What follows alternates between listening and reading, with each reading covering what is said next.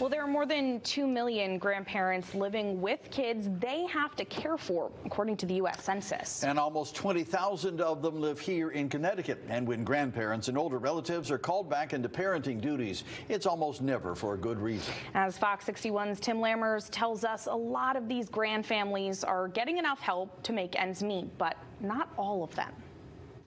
These aren't foster families, they are family.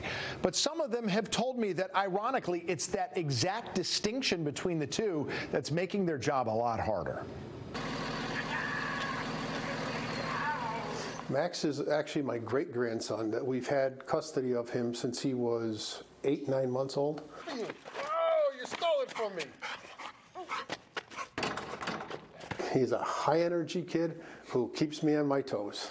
To young Max, Peter Ozawicki and his wife aren't great-grandparents. He calls them mom and dad.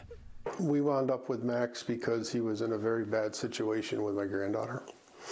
And it was either we take him or he would have probably wound up going to the state. Thank you. Susan Clark is taking care of 10-year-old Janiah McCall, the granddaughter of Susan's relative.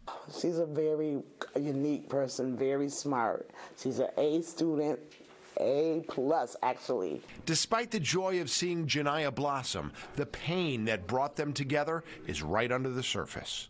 Her mother is, taking care of herself and other reasons. And her father,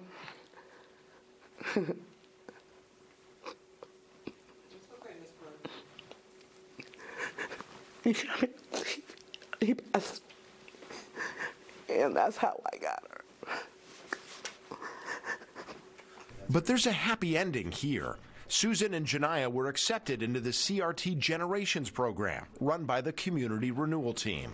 The Generations program is a program for grandparents who are raising their grandchildren. They have full custody of their grandchildren. A lot of them are here simply because they don't have the resources to go elsewhere. We'd like a little jewel here in the city of Hartford. The program offers resources like case management, but so much more. It's a whole mini neighborhood with townhomes, common areas, and a community center. All of the grandparents can feed off of each other. They can, communicate with each other. They can participate in the services with the children. The kids can play. The kids can play right out here. It takes a village to raise a child, so we look out for all the children too.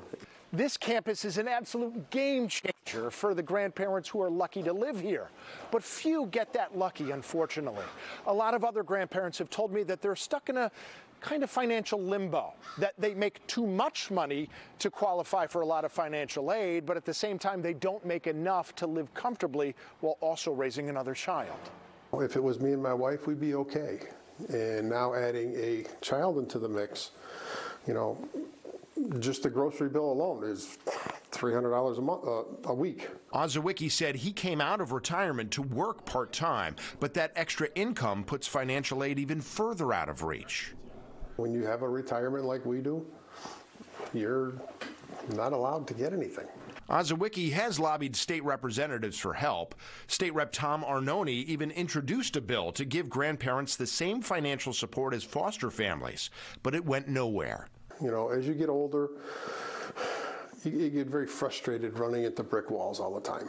But Peter has gotten some help. His town, Enfield, has more than 130 grandfamilies, enough to start a support group with a dedicated social worker. We just found out at our last meeting about the food share that's here in town. But it's if it wasn't for them telling it, we wouldn't have known. So that's what many of these seniors say they want: more money, more programs, and more help finding those programs. Call your representatives. Seek out these services through the social workers in your town. Come to one of our meetings that we have. Don't be afraid. You're not in this alone. So as we said, there are resources available, and while they're not really in a centralized location, first of all, you can call 211 or go to fox61.com. We have a list of resources and a Grandfamilies fact sheet that is coming from the state of Connecticut that hopefully you'll find very helpful. I'm Tim Lammers, Fox 61, Connecticut's news station.